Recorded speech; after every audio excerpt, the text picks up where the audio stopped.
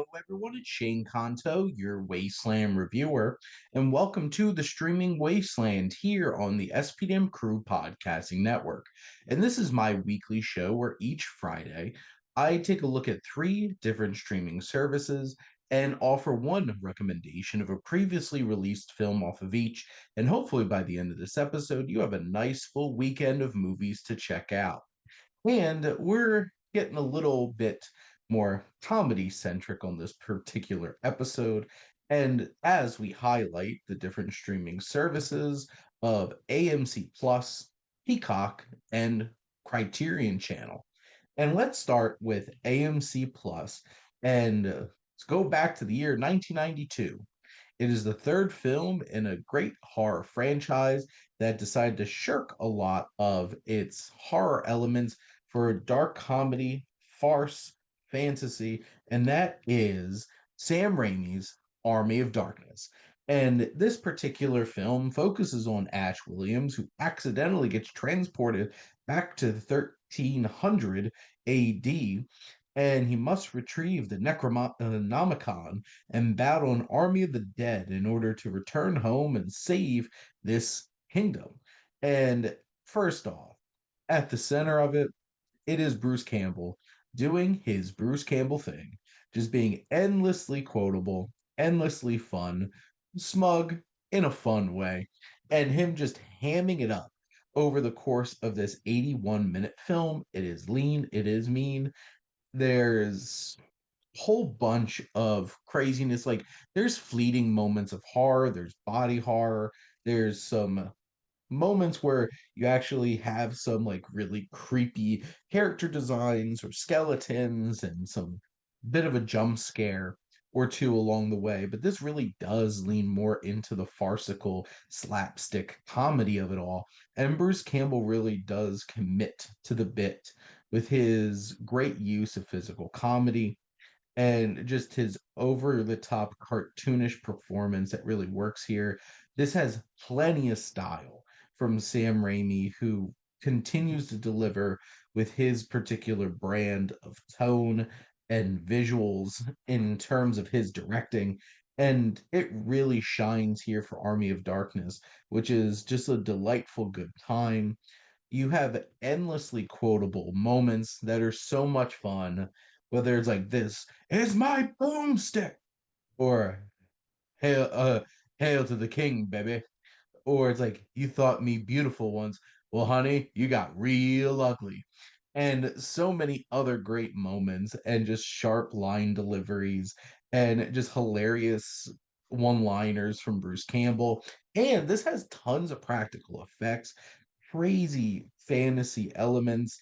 It has a lot going on for it, and it is such a fun time and such an impressive film with a lot of great costuming and production design and all of these things that bring this dark, twisted world to life that is just injected with plenty of slapstick good time.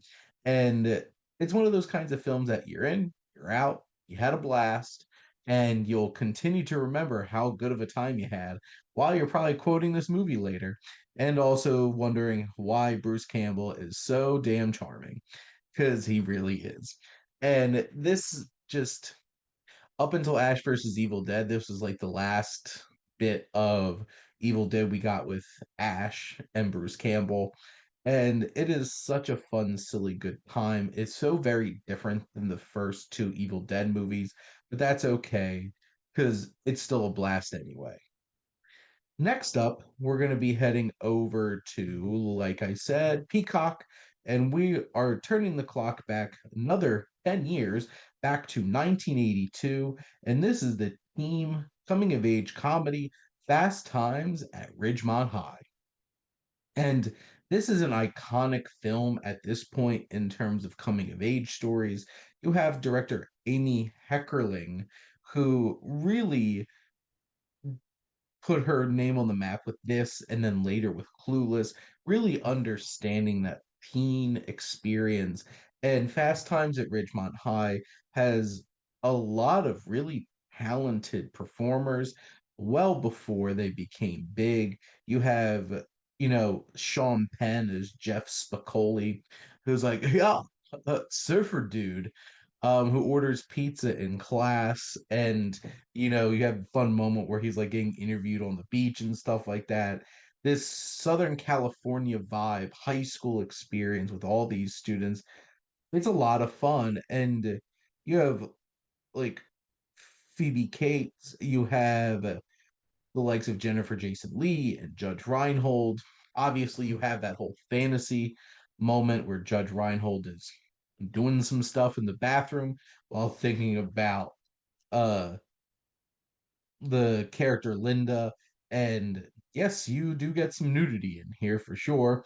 You have the likes of even like Forrest Whitaker popping up here, Eric Stoltz, so many, like Nicolas Cage, even just very briefly popping up here, Anthony Edwards.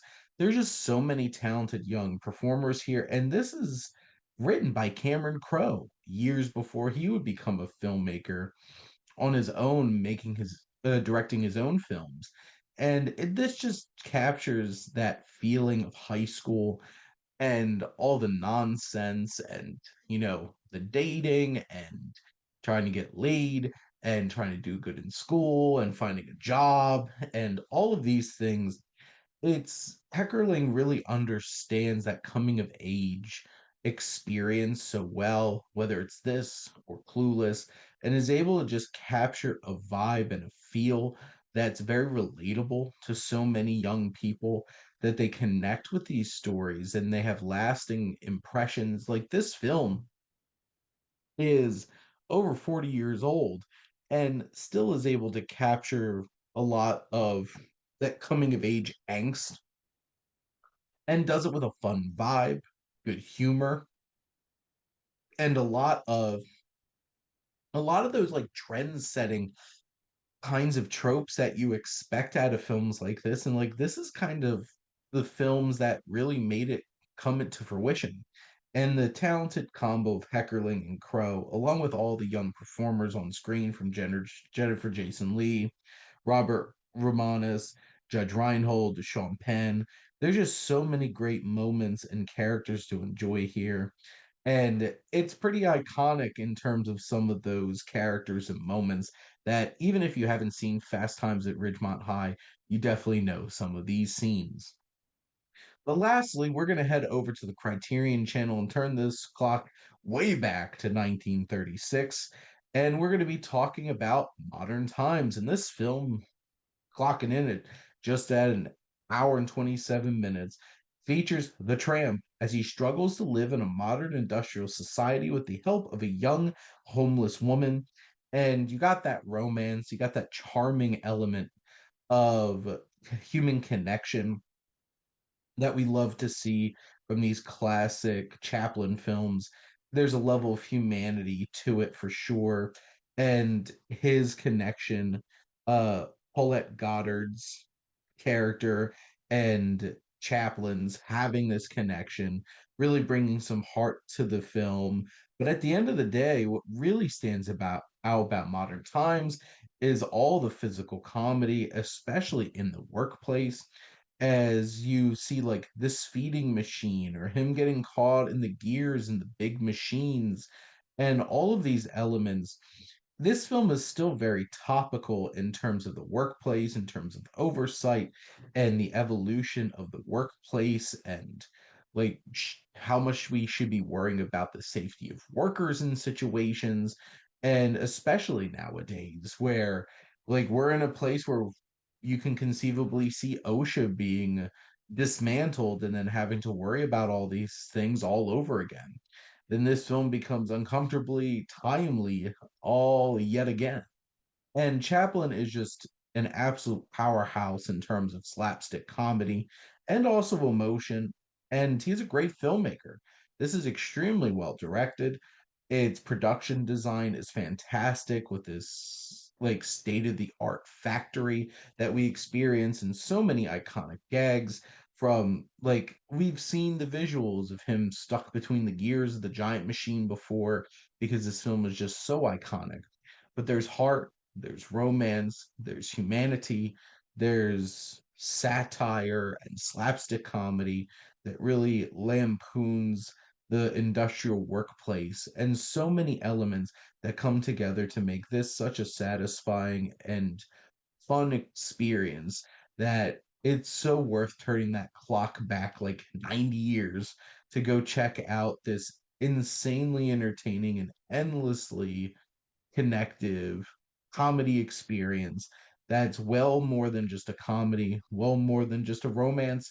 It has so much to say about modern work and that still resonates today. But that is a wrap on the streaming wasteland. And let's just do a little bit of our recap. So over on AMC Plus, we have 1992's Army of Darkness. Over on Peacock, we have 1982's Fast Times at Ridgemont High. And lastly, over on the Criterion channel, we have 1936's Modern Times. And thank you so much for listening. Make sure to like, comment, and share on this episode. What are some of your favorite horror comedies? What are your favorite coming of age teen comedies? And do you have a favorite Chaplin film to go back and check out?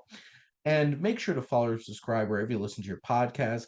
We're always looking for new members of the crew, whether you have a podcast idea or you want to guest on a show. We have so many great shows and so much great content from movies to television to sports to music to Tolkien and physical media and trivia shows and all kinds of different stuff for you. And if you like our logo, check out HiFlyer Creative for all your digital marketing needs. Most importantly, thank you as always for tuning in and supporting the streaming wasteland here on the SPDM Crew Podcasting Network.